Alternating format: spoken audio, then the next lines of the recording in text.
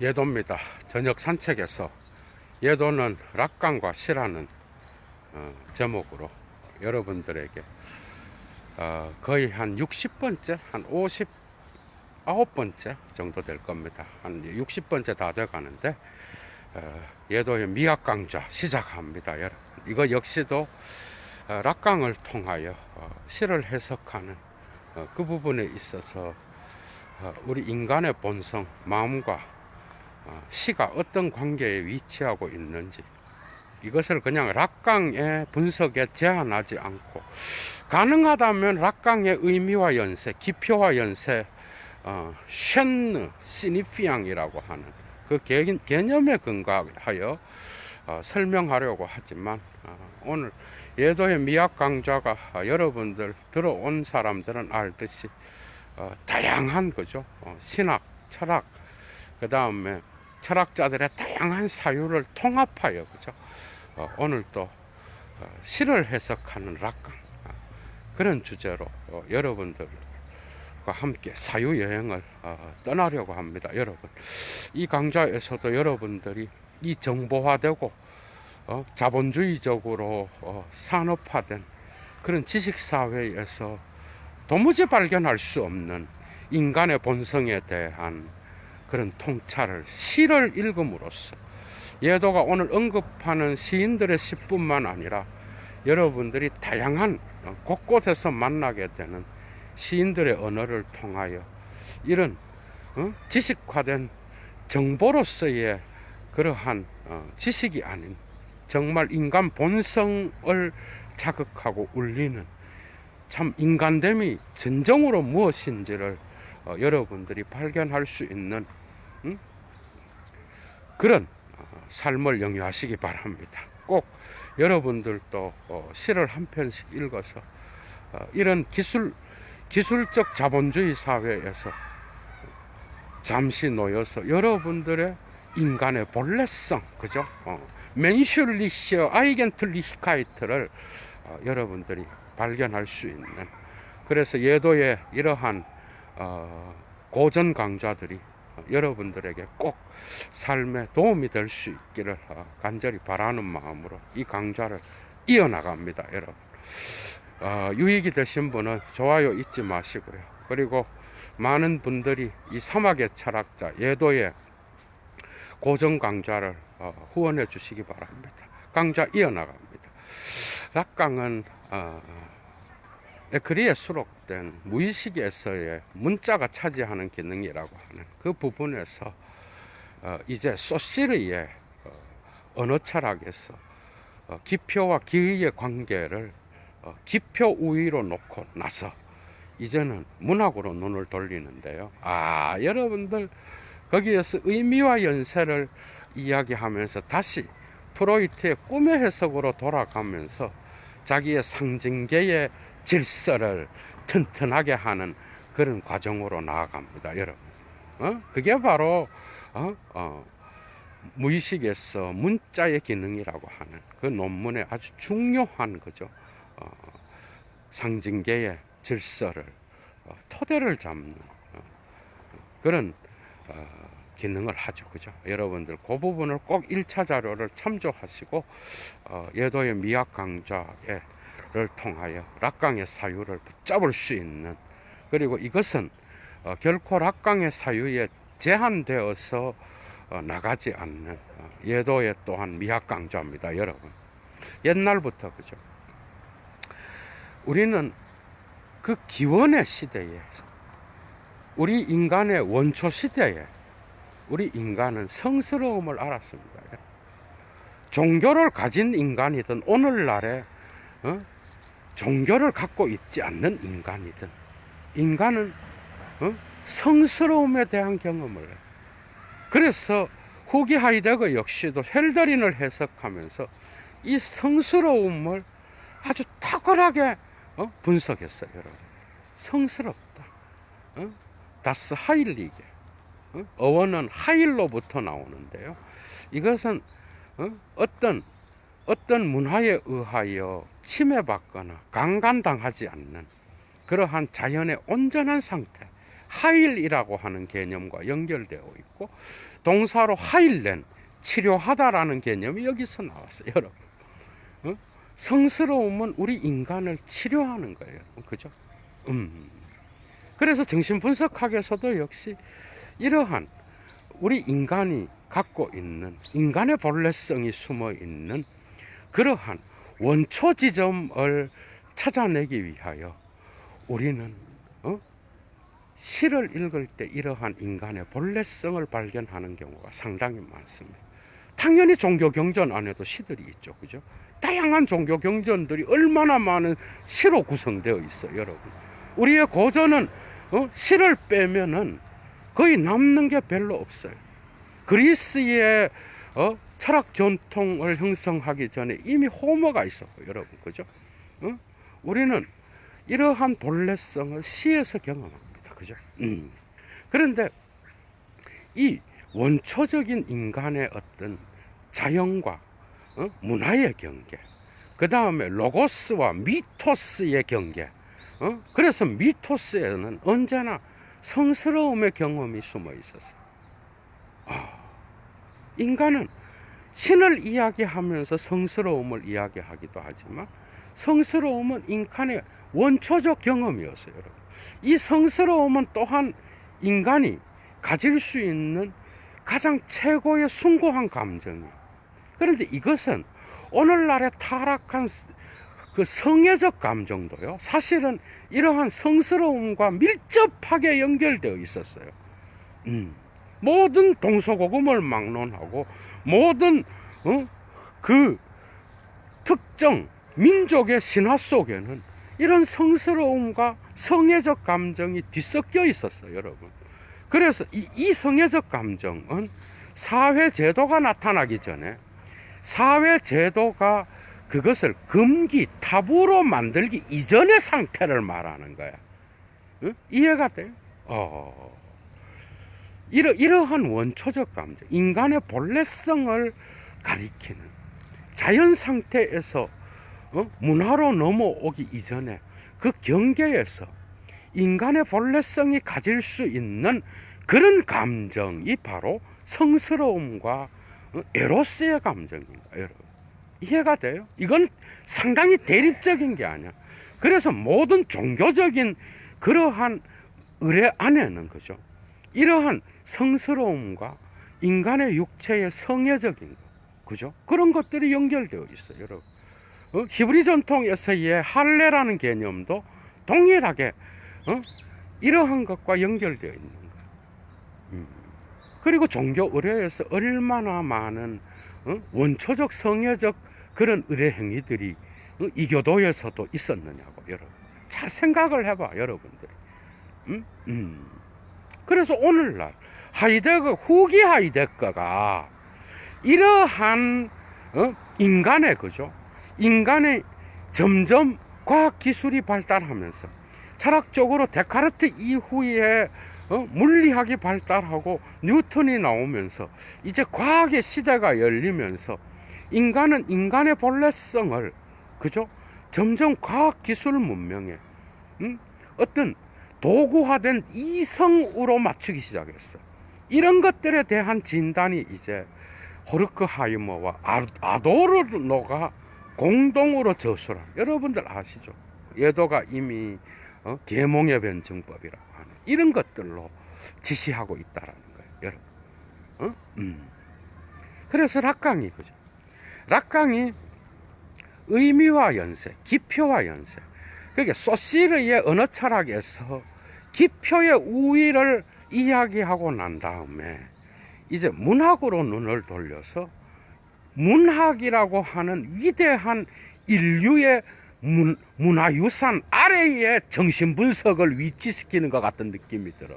정신분석가들은 당연히 거부 반응이 일어나겠죠. 왜 그렇죠, 여러분? 왜 그래? 정신분석이 나오기 전에 이미 문학가들은 정신분석학자들 못지않게, 그죠, 인간의 본래성에 대하여 이야기했고, 인간이 원초적 본능이 숨어 있는 신화의 그 자연지대를 기가 막히게 표현해 왔다라는 거예요. 이게 인간의 어떤 그러한 그래서 락강은 이러한 기표들의 연쇄들을 설명하기 위하여 이제는 프랑스인이잖아. 프랑스 전통에서 있는 빅토르 위고, 그 다음에 또 폴 발레리, 그 다음에 다양한 문학가, 뭐 셰익스피어뿐만 아니라 그 다음에 뭐 조이스부터 시작해가 다양한 문학가들을 끌어와서 분석하기 시작하는데, 특히 이러한 문학가들에 대한 언급은 락강의 세미나의 논문에 곳곳에서 나타납니다, 여러분. 이 논문뿐만 아니라. 근데 여기에서 중요한 것은 폴 발레리의 플라타나스 나무, 그 다음에 그 빅토르 위고의 그 룻의 남편으로 성서 이야기에서 나오는 보아스 알죠, 여러분? 잠자고 있는 보아스. 보아스의 볕단을 설명하기 시작해요. 그 보아스의 볕단은 의미와 연세로서 룻이 가지고 가는 거죠. 룻이 여러분 성서 이야기에서 알다시피 가부가 되잖아, 그죠? 가부가 되면서 룻이 다시 시집을 가서 이스라엘 전통의 왕족의 어떤 피를 이어나가는 이스라엘의 어떤 중요한 국모로서의 역할을 하게 되는 그런 이야기잖아, 그죠? 거기에서 중요한 게 보아스의 볕단이 뭘 말하는, 룻과의 결혼을 통하여 풍성한 어린 아이의 열매를 맺는다고 하는 그러한 연세와 연결되어 있는, 이해가 돼요, 여러분? 그러니까 이런 시를 해석하면서 락강은 이 상징계의 기표와의 연쇄를 설명하려고 했던 거야. 그런데 이러한 시인의 글쓰기가 왜 상징계에서 중요한지는 이제 강의를 들으면서 여러분들이 점차적으로 이해를 할 수 있을 거라고. 그러니까 여러분 한번 봐봐. 거기에서 또 나타나는 폴 발레리의 플라타나스 나무에서는 아니야, 나무가 아니야라고 말한다 그래요. 그리고 머리에서, 멋진 머리에서 빛나는 불빛 속에서 나무는 아니야라고 말한대. 나무가 의인화됐어.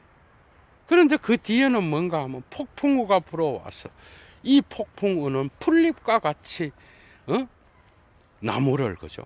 이렇게 아니야라고 말하는 나무에게 뭐라고 대답하는가 하면은 평범하게 다룬다는, 이 나무를. 그러니까 여기에서 기표들의 사슬은 어떻게 연결돼?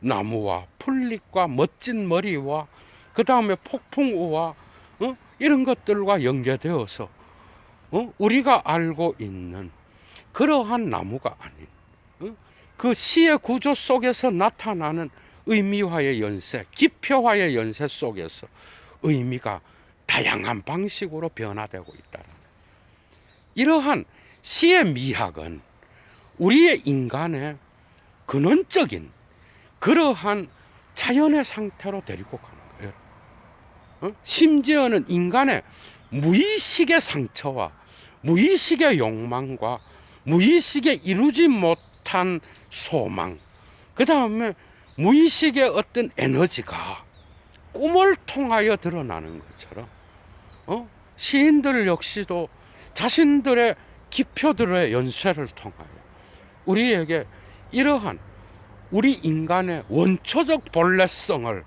깨닫고, 이런 자본주의의 산업기술사회 속에서 우리 인간이 어떤 존재인지, 인간의 진정한 되어감이 무엇인지, 이런 것들을 통찰하게 만드는 게 바로 시라고 이야기합니다. 이건 하이데거가 이야기한 거예요, 여러분. 그 여러분들이 어떤 시인 이렇게 찾아서 인터넷 찾아가고 그냥 한번 시길 이런 거네. 이런 이 시는요 결코 그렇게 읽어갖고는 들어오는 게 아니야, 여러분. 지식 정보 사회가 어떤 시인이 뭘 썼어, 어떤 시인이 뭘 이런 거 역시도 시를 과학 기술 문명의 정보 지식으로 환원시키는 거예요. 시는 절대 그래 읽어서는 안 돼. 대가리를 숙이고 시인이 말하는 기표들의 연쇄를 따라가야 우리는 그 안에서, 그 시의 구조 안에서 우리는 다양한 목소리를 들을 수 있는 거예요. 여러분들, 목소리 얼마나 중요한가요? 목소리란 단어를 쓰지 않는 시인이 거의 없습니다. 목소리는 우리 인간의 원초적인 욕망과 관계되어 있어요. 이해가 돼요? 시인은 자신의 무의식의 원초적 목소리를 듣는 자예요, 여러분. 그래서 자기 자신의 어떤 그러한 들은 목소리를 자기의 시로서 기표화하면 읽는 독자들은 또한 그것을 그 기표의 어떤 그러한 연쇄 구조 안에서 또 다른 의미를 잡아내는 거예요, 여러분. 락강은 독특합니다, 여러분. 락강이 이러한 문학을 이야기하기 전에 메타포, 은유화 있잖아요. 은유와 에크리티얼 오토마티크라 그래요, 여러분. 그게 뭔지 알아요? 자동 기술이라 그래요. 자동 연상법. 이거는 초현실주의자들이 만들어낸 기법인데요. 이런 거야. 이건 하이데거랑 같이 가는 거예요, 여러분. 한번 봐요. 이런 거야. 우리는 우리의 인간의 본래성을 돈 벌고 자본주의에서 승리하고, 이러한 시나 이러한 문학 작품도 여러분들은 자본주의적으로 누가 유명한지에 따라서 읽습니다, 여러분. 그죠? 이게 자본주의의 병폐예요. 그래서 롤랑 바르트 역시도 이 자본주의가 주는 많이 팔리는 책의 위대성은 언제나 비웃었어요, 여러분. 그러니까 모든 서점은 많이 팔리는 시집과 많이 팔리는 책이 최고인지 알아. 그거는 완전히 문학을 똥으로 만드는 거야, 여러분. 이런 쪽으로 맞춰진 작가는요, 개쓰레기입니다. 그러니까 여러분들 봐봐. 자본주의적으로 아주 유명한 시인, 이래가 그런 거 읽고, 그 다음에 덜 유명한 사람은 우습게 보고, 이건 뭔가 웃기는 거예요, 여러분. 시는 그렇게 될 수가 없어요. 평론가 하나가 시를 다 평론할 수도 없는 거고요. 그러나 위대한 대가들은 한 세대가 지나고 두 세대가 지나면 걸러집니다, 여러분. 이해가 돼요? 이런 식의 편성은요, 고전은 그런 식으로 고전이 되는 게 아니에요. 돈으로 백날 띄우고 백날 해봐야 고전은 고전으로서의 가치는 그런 식으로 결정되지 않습니다. 베스트셀러가 고전이 아니에요, 여러분. 그건 반드시 그게 베스트셀러 플러스 고전. 이거는 철학하는 자로서 정말 철학적 웃음을 보낼 수밖에 없는 자본주의적 연상법입니다, 여러분. 최소한 예도 TV를 보는 자들이라도 수준 높은 예도가 대가리를 숙이고 배워야 되는 정말 위대한 문인들도 예도 TV에 많잖아, 그죠? 여러분 한번 생각을 해봐. 이런 것들 차라리 아감벤도 이야기하듯이 읽기를 기다리는, 많이 팔리는 책이 아니라 많은 사람들이 읽기를 기다리는 책, 그런 것들을 홍보하는 그런 사회가 되어야 정말 그건 좋은 사회예요, 여러분. 이해가 돼요? 옆으로 조금 지나갔습니다. 거기에서 은유와 자동 기술에 대하여 언급하면서 이제 이런 문학 쪽으로 나가기 시작합니다, 락강이. 문자의 기능이었어요. 그러니까 문자의 기능에서 이제 은유와 자동 기술이 뭔지 알아? 시인의 의식에 의하여, 아니면 어떤 작가의 의식에 의하여, 의식화하여 단어를 배열하는 건 시가 아니에요. 자동기술이라는 건 작가도 그 의식을 버리고, 그죠? 가능하다면 무의식적 힘을 따라서 자기의 손목을 놀려서 쓰는 거예요. 이거는요 상당히 정신분석학과하고 연결되어 있어요. 초현실주의는. 여러분들 봐봐, 이 자동기법과 은유라고 하는 거는 정말 시인과 밀접하게 관련된 개념이에요. 자동기술로서 작가 노트를 만드는 자도 있어요, 여러분. 그러니까 이건 뭔가 하면은 인간의 과학기술 문명은, 그죠? 과학기술 문명이라고 하는 거는 어떤 인간이 살아가는 최고의 가치를 오늘날 대변해. 오늘날 돈이 모든 것을 다 한다고 생각해, 사람들은. 맞잖아요. 그리고 작가도 이런 돈놀이에 왔다 갔다 하고 돈에 따라서 글을 쓰고 얼마나 많은 그런 자본주의 논리가 작동하는 시대예요, 여러분. 그죠? 오늘날. 그런데 이런 자본주의 논리가 작동하는 이 시대에 이러한 사회 제도나 그러한 의식적으로 우리가 현실 세계에 몸담고 있는 이 세계의 정보화된 지식을 통하여 우리는, 그죠? 결코 우리의 인간 본성의 자아는 드러나지 않는다는 거예요. 그래서 초현실주의자들은 이러한 사회 제도와 자본주의적 힘, 그 다음에 현실 세계 안에서 드러나는 제도의 힘에 의하여 인간은 현실에 대한 의식적 눈을 가지고 세계를 봐. 이럴 때 인간은 자기 본성을 감출 수밖에 없어. 그래서 이런 현실주의를 넘어서서 무의식이나 꿈을 통하여 이 세계를 다시 봐야만이 제대로 된 이 세계의 실제를 볼 수 있다는 게 초현실주의자들의 주장이었어요. 그래서 자동 기술 노트는 언제나 은유로 작동하게 돼 있으며, 그리고 그것은 시인의 무의식을, 시인이 느끼는 무의식을 그대로 기술하는 거예요. 그래서 그 무의식이 힘이 가는 대로 어떤 펜을 잡은 손이 움직여 가는 거예요. 의식적으로 생각해서 막 그거를 만드는 게 아니라고. 그걸 이야기한 이후에 락강은 이제 이러한 시대를 분석하는 거예요.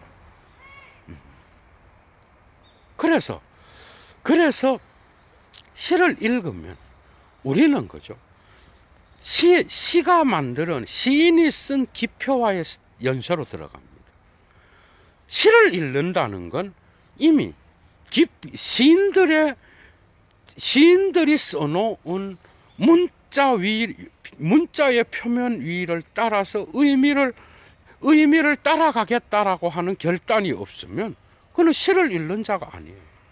비평가 역시도 시의 어떤 그러한 기표들을 따라가서 수십 번 읽고 나서 평론이 나오는 거예요, 여러분.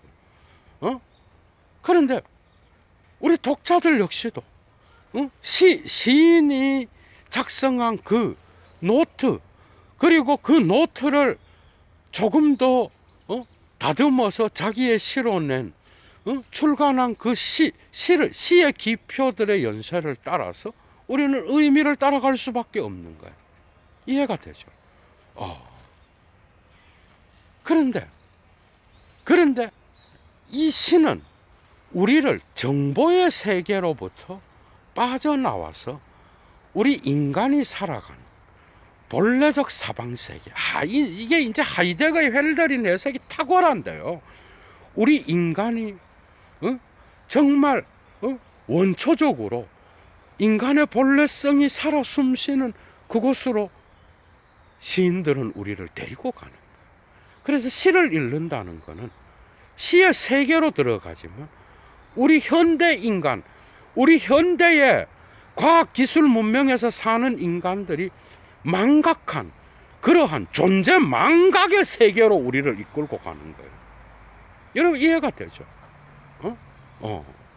그러니까 상징계의 질서를 기표들의 연세, 기표들의 미끄러짐, 기표들의 분산, 기표들의 사라져감으로 표현하고 있는 이 락강은 이 연세를 문학 작품에서 특히 시로 자기 자신의 상징계의 체계를 채우고 있는 것은 생각해 볼 게 많은 거예요, 여러분. 그러니까 거기서 말합니다. 정신분석이 있기 전에 우리는 시가 있었어요.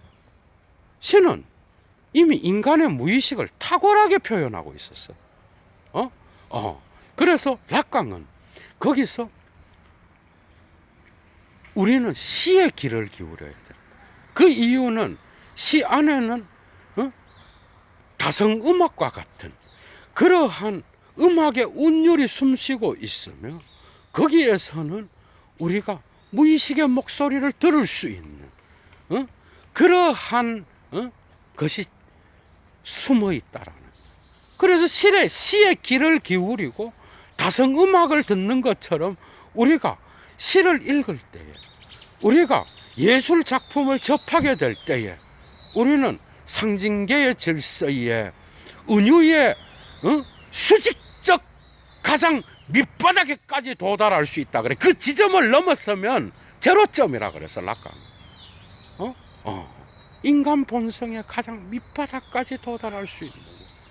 그래서 시는 우리가 무의식적으로 놓치고 억압하고 우리가 망각한 우리의 본래적 세계, 우리의 희망이, 우리의 꿈이 좌절된 곳으로 우리를 데리고 가고 있는 거예요, 여러분.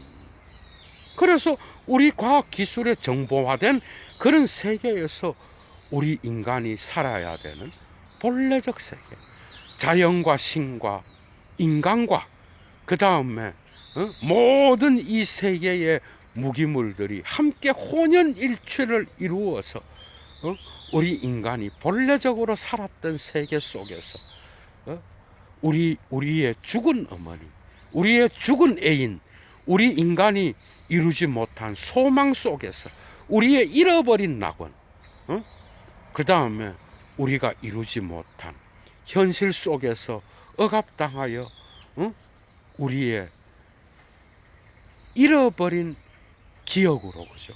우리가 내쫓아버린 그런 상들, 그 모든 것들이 숨어 있는 그 장소로 우리를 데리고 가는 거예요, 시는. 시는 상당히 다성적이에요. 시에는 음악도 있고 미술도 있어.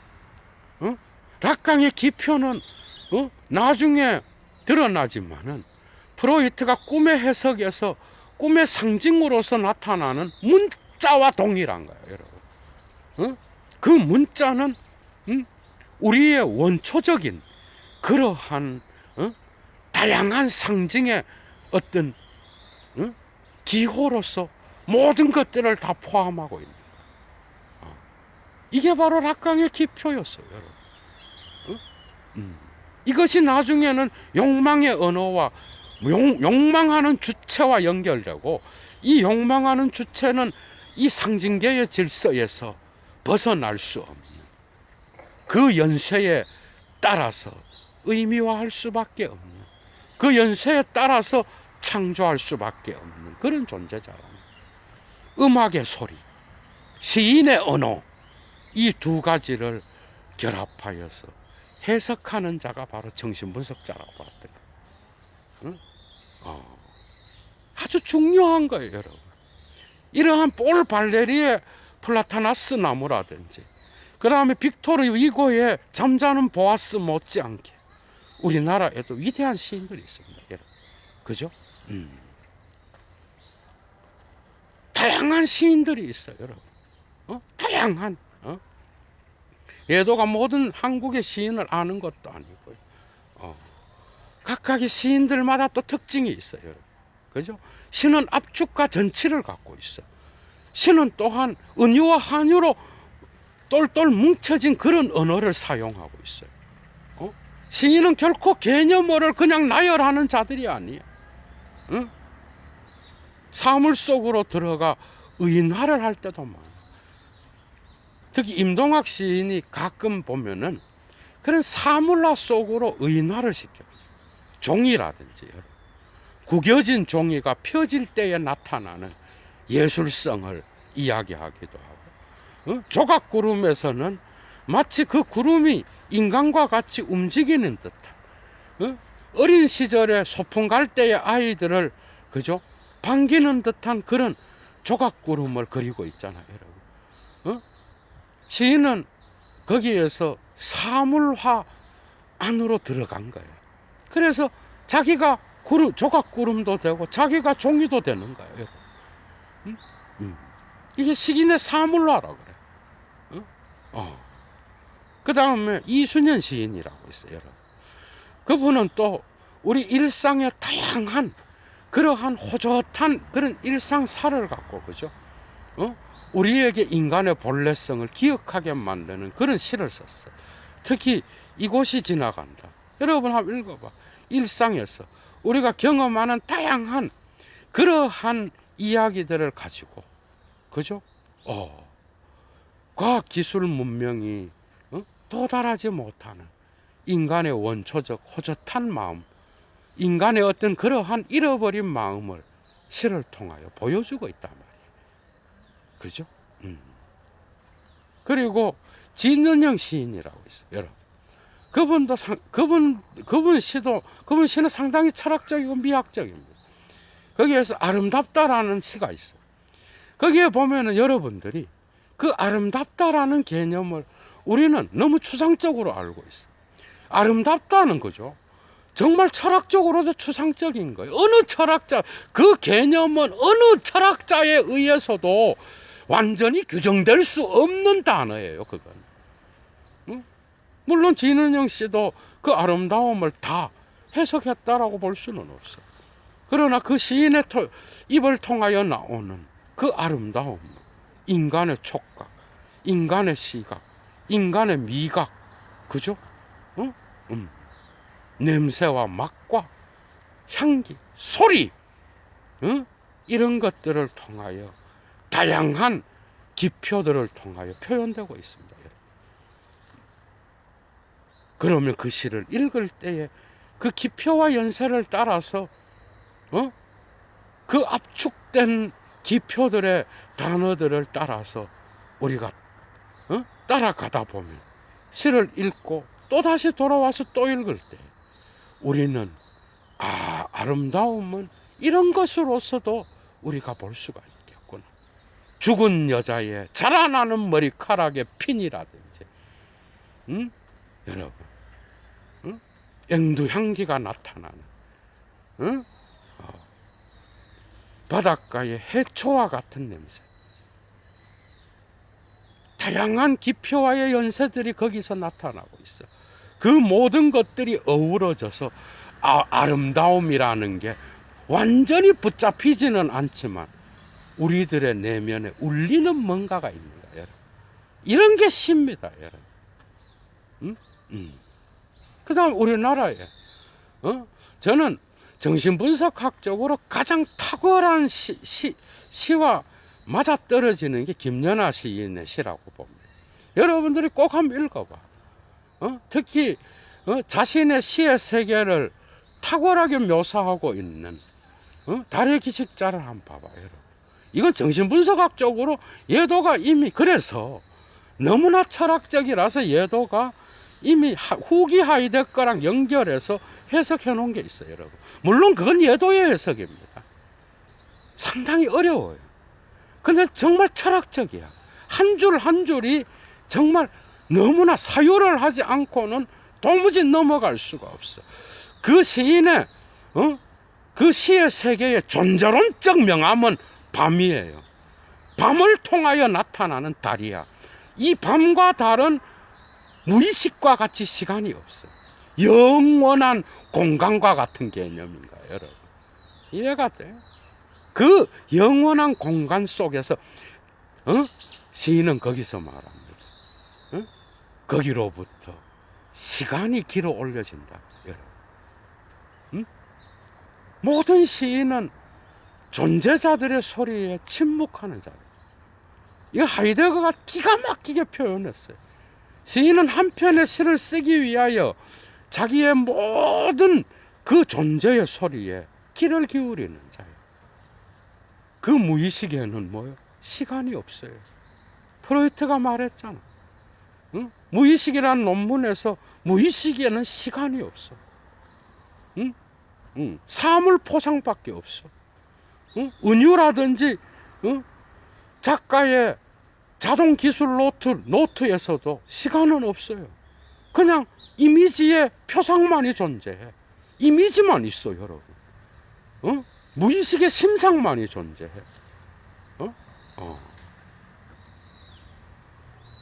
그것으로부터 시간을 집어넣는 게 시인이에요, 여러분.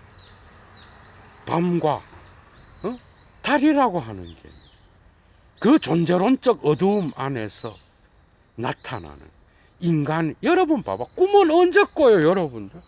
여러분 꿈을 언제 꿔냐고. 꿈은 밤에 꿔, 낮에 꿔. 낮에 꾸는 꿈은 백일몽이야. 이건 에른스트 블로흐의 철학과 연결됩니다, 여러분. 그 다음에 밤에 꾸는 꿈은 뭐야? 인간의 무의식의 어떤 그러한 원초적 생명력이 꿈틀거리는 시간이 밤이. 시인은 이 밤에, 그죠? 이 밤을 이야기할 때, 이 밤의 존재의 소리를 듣는 거예요. 그러니까 그 무의식의 엑스타시와 공간의 세계에 들어있지 않아요, 시인. 그러면 그는 시인이 아니에요. 시인은 엑스타시라든지 무당이 되어서는 결코 시인이 될 수가 없어요. 시인이라고 하는 거는 언제나 역사의 현실 속에 사는 자입니다, 여러분. 이해가 돼요? 그 무의식의 경험을 역사 속으로 끌고 와서 사유하는 자. 그 무의식의 공간하의 힘밖에 없는 그 다양한 심상들을 끄집어내서 자기의 시간의 기표와 연서로 만드는 자가 시인이에요, 여러분. 그런 것들이 딱 맞아 떨어지는 게 달의 기식자. 응? 늙은 사진가라든지, 그 다음 그 시인이 썼던 또 북두라든지 아주 다양한 작품들이, 음유 시인이라든지 어디에나 밤이 나타납니다. 밤은 무의식의 소리를 듣는 시간이에요. 시인은 그 밤에 일어나는 다양한 무의식의 소리를 듣고, 그죠? 자기 자신의 그 작품 세계를 나열해 가는 거예요. 여기서 더 중요한 게 없네요. 시인이 그러한 무의식의 공간을 자기 자신의 텍스트로 만들면서 거기에 의미와 기표와 연세를 통하여 아무리 자기의 시간화를 펼친다 하더라도 그 시간화는 독자의 시간화와 일치하지 않습니다. 그건 결코 역사의 시간이 아니에요. 이해가 돼요? 시간은 철학적으로도 가장 어려운 문제입니다, 여러분. 그래서 철학자들은 시간을 이야기할 때 가장 나중에 이야기하라. 이 시간을 탁월하게 각각 묘사한 게 대가들이고요. 이해가 돼요? 시인들 역시도 자기 자신의 그러한 무의식, 밤과 달의 기식자로서 거기에서 존재의 소리로 들려온 그러한 무의식의 세계에 다양한 존재자들이 꿈틀거리는 거기로부터 역사의 시간으로 자기의 시간화를 펼치지만, 독자는 그 어느 정도 무의식으로부터 전의식으로 끌어내진 그 시인의 언어를 해석할 때 그는 결코 역사의 시간의 기표와 연세에 들어가는 그런 것을 경험할 수 없습니다. 오히려 시의 위대한 건 뭔지 알아요. 소시르가 레비스트로스가 소시를 통하여 적용시켰던 것과 동일한, 뭔지 알아요. 역사의 시간을 시의 공간화된 그러한 시인의 시간으로 끄집어들이는 거예요. 우리는 작품을 읽을 때, 우리가 예술 작품을 감상할 때, 우리는 어디에서든지 이러한 시를 역사화시키는 자는 결코 시 읽기에 실패합니다, 여러분. 우리의 역사를 나도 모르게 시인의 기표들의 연쇄에 맞추어서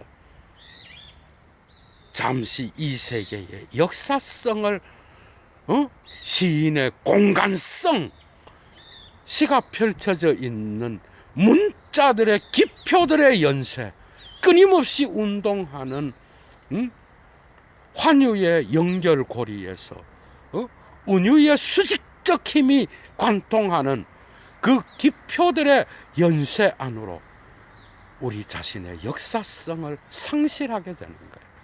그래서 우리는 시를 읽을 때 잠시 이 세계의 현실성을 떠날 수 있는 거예요. 시의 위대성은 이런 겁니다, 여러분. 그래서 인간의 또 다른 본래적 잃어버린 무의식의 기억을 다시 한번 생각해 보는 거예요. 그래서 시는 위대한 거예요, 여러분. 시는 집단 무의식뿐만 아니라 개인의 무의식과도 연결되어 있는 거예요.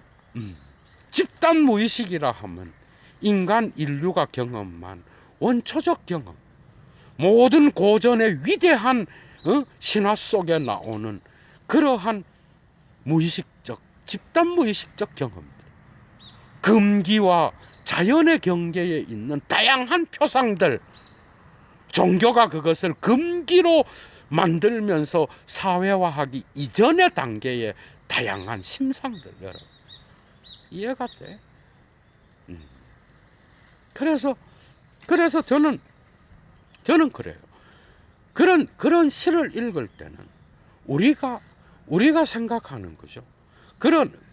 이러한 역사의 공간, 현실의 공간, 과학기술 문명에서 자본에 도취된 그런 인간들이 시를 자기 자신의 역사와의 공간으로 갖고 와서 자기 자신의 방식으로 읽을 때는 100% 실패하는 거죠. 모든 시를 읽는 자는 대가리를 숙이고 시인이 나열한 그 기표들의 연쇄, 시인이 들은 그 존재의 소리에 귀를 기울여야 되는 거예요. 그것은 그 시인이 써놓은 문자의 연쇄를 따라가는 거예요.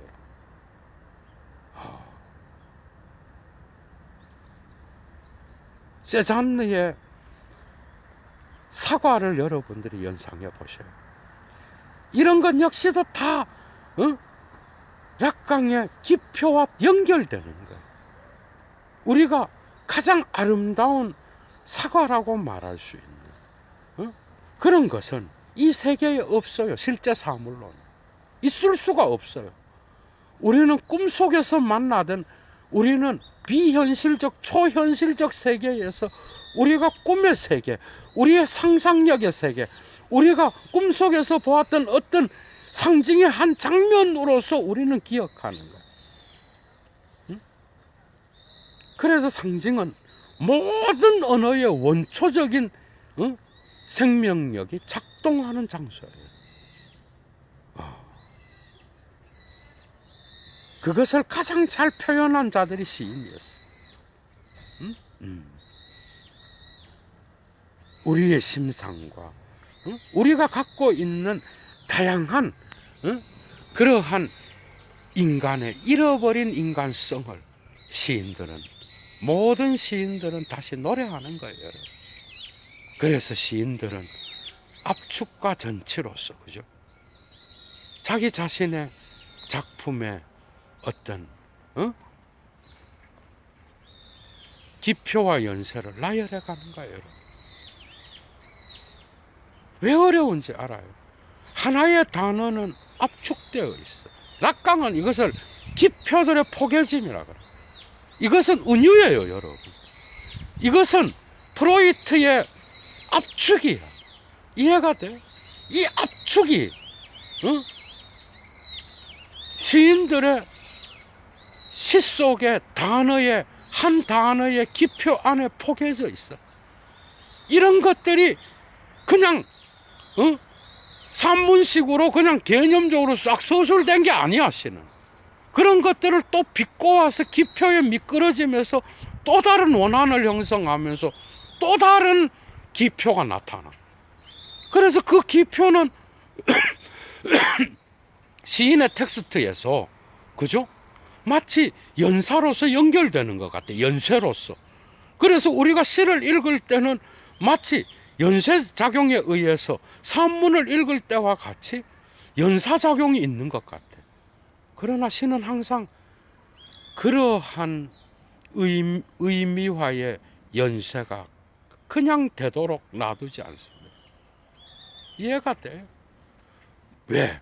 그 뒤에 기표도 또한 압축되어 있거든. 이해가 돼요? 그래서 그 압축은 언제나 읽는 자로 하여금 멈추게 해. 그러나 멈추게 하고 또 다양한 그 압축의 의미들을 생각하고 또 읽어나가. 그러면 거기에서 또 멈춰. 또 연쇄작용에 의해서 또 읽어나가다 보면 또 멈추고 또 부재한 기표를 생각하게 되고. 그래서 락강은 기표와 연쇄에 그 연결고리를 목걸이에 비유했고, 여러분 목걸이는 하나의 원은 다 끊어져 있잖아, 그죠? 기표들은 끊어져 있어요. 시인들은 단어들을 선택하는 거예요. 락강이 그래서 선택은 뭐야? 은유예요, 여러분. 그런데 환유는 뭐야? 그 선택들을 배열하는 거야. 연결시키는 거야. 그런데 그 연결은 뭐야? 그냥 가지런한 일자가 일직선이 아니야. 목걸이와 같이 원앙과 같이 연결되는 거야. 그 연결고리는 언제나 매 순간 끊어져 있는 거야. 끊어질 수 있어요. 그래서 새로운 고정점에서 또 다른 기회를 통하여 기표는 달아나. 그리고 또 다른 기표가 시작되면 또 다른 원한이 만들어져. 이거는 나선형적으로 수직적으로만 발생하는 그러한 목걸이가 아니야. 이 원한 안에 또 다른 수직적 은유의 어떤 압축이 들어있는 거예요. 그래서 시는 우리 인간의 본래적 어떤 그러한 무의식의 세계로 우리를 데리고 가는 거예요. 그래서 우리는 그냥 개념어를 갖고 이 세계의 나무를 플라타나스의 나무가 아니야라고 말할 때, 폴 발레리의 시를 그냥 나무라고 생각하면 읽기에 실패한다니까요, 여러분. 이 나무를 과학기술 문명에서 땔감으로 보는 거, 이 나무를 자원으로 보는 인간이 시를 어떻게 읽겠어요, 여러분? 말도 안 되는 얘기인 거지. 그런 기표화의 연쇄 안에서 우리는 어쨌든 시에 들어갈 때 우리의 역사의 의식을 시의 구조 안으로 자기도 모르게, 그죠? 우리를 빨아들이는 거예요. 김연아 시인이 달의 기식자에서 시간을 나열하는 거죠. 영원한 밤의 어떤 명암 위에서 달을 영원한 시간으로 묘사했고, 거기로부터 무한정의 시간화를 만들어낼 수 있는 그런 심상으로 존재론적으로 상당히 큽니다. 시가 아주 상당히 큰. 여러분들 역시도 그것으로부터 길어 올려진 시인의 그 무의식적 심장들의 시간화는 여러분들의 역사적 시간성을 빼앗아 버리는 거예요. 모든 시가 그래요, 여러분. 그래서 시의 위대성은 읽는 자의 시간성을 빼앗아 버려요, 여러분. 그래서 그 순간에 우리는 시의 세계로 들어가는 겁니다. 그것이 위대한 거예요. 마지막에. 그래서 여러분들은 꼭 시를 읽으시기 바랍니다.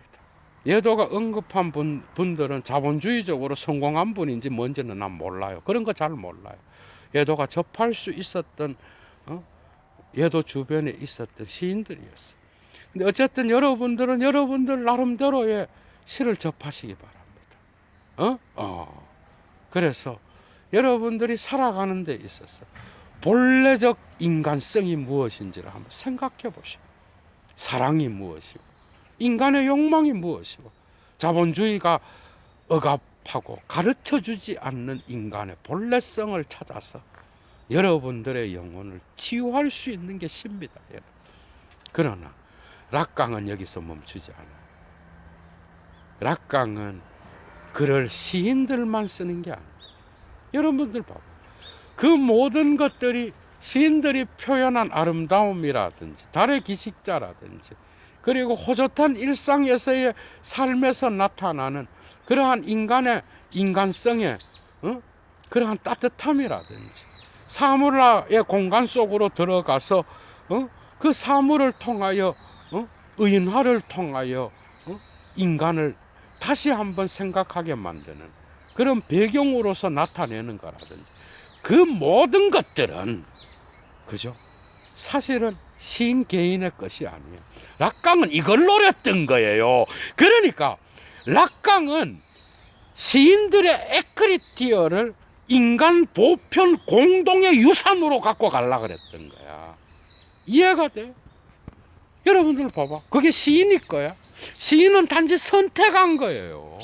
자기의 경험으로부터 나오는 인간이 공동으로 경험한 인간 인류의 보고로서의 대표자인 거예요. 선택한 거예요. 그래서 우리는 시를 읽을 때 공감할 수 있는 거예요. 이해가 돼? 우리가 그러니까 문학가가 글을 쓰면 그게 문학가인 것 같아. 아니야. 이미 우리 인류의 공동의 그래서 이젠 철학이 필요한 거예요. 시인이 글을 쓰고 기표들의 주인인 것 같지만 사실은 그 기표는 인류 공동의 유산인 거야, 여러분. 그래서 상징계가 튼튼해졌던 거예요. 그래서 락강의 상징계는 이런 시인들의 위대함을 이야기하는 것 같지만 사실은 이런 것들을 읽는 독자 역시도 이미 이런 시인들이 경험한 그러한 원초적 경험들에 공감할 수 있는 그런 기표와의 연세를 이미 공동으로 물려받고 있는 인간이라는 이해가 돼요? 그러니까 여러분들이 시를 읽으면 이해할 수 있는 거예요. 시의 배치를 아무리 뒷꼬아 놓고 아무리 시인들이 자기들의 글쓰기를 통하여 그것들을 압축시키고 전치시키고 또 다른 장소로 옮겨 놓았다 하더라도 그죠? 그 읽는 자는 어떤 방식으로건 이해할 수 있는 겁니다. 그 이유는 뭐예요? 그 글쓰기는 시인 개인의 것이 아닙니다. 결국 이런 식으로 나가면서 이제 타자들의 세계, 그 다음에 코기토 철학의 허무성, 이 상징계의 질서로 해결을 끌어들이기 시작하는 거야. 락강이 이해가 돼요. 타자들의 눈을 통하여 사르트르가 존재와 무에서 이 타자들의 시선을 해결을 재해석하면서 기가 막히게 표현한 것처럼 타자의 욕망과 자아의 욕망의 투쟁, 욕망이란 무엇일까? 그러면서 이러한 시인들을 통하여 나타난 공동의 인류 공동의 유산 안에서 인간이 상징으로서 표현하는 이 세계는 결코 시인이 아니라 존재론적으로 보편적 구조를 갖고 있는 인류 공동의 유산이라. 그래서 니체의 그래 여러분들이 니체의 도덕 외적 의미에서의 진리와 거짓을 여러분들이 꼭 읽어보셔요. 예도가 14편으로 독일어 단어 하나하나 읽어가면서 철학적 코멘타리를 끝내놨어요. 거기서 뭐라 그래요? 인간은 이 세계를 은유로서만 표현할 수 있다. 이미 인간은 상징의 주인이었어요, 여러분. 그래서 락강은 그 논문에서 인간이 말을 하고 이 말을 통하여 의미화시키는 것, 그것은 상징을 통하여 가능한데 그 상징은 인간을 인간으로서 만들어주는 최고의 장치라는 거예요, 여러분. 그래서 상징계를 더욱 견고하게 만드는 데 있어서 시인들의 이러한 글쓰기를 끌어들였던 겁니다, 여러분. 재밌죠? 이렇게 나가는 거예요, 여러분. 참 해야 될 것이 많지만은, 그래서 이번 주말에 여러분들이 좋아하는 시인들을 선택해서 한번 시를 읽어보시고 여러분들의 삶에 아주 풍성한 거죠. 그러한 인간의 여러분들의 삶의 본래성을 생각해 볼 수 있는 그죠? 그런 시간을 가졌으면 하는 게 예도의 어떤 바람입니다. 한 편의 시를 읽으면 여러분들의 삶을 한번 돌아볼 수 있는 그런 시간을 꼭 가지시기 바랍니다. 예도는 물러갑니다. 여러분 꼭 건강한 삶 유지하시기 바랍니다. 주스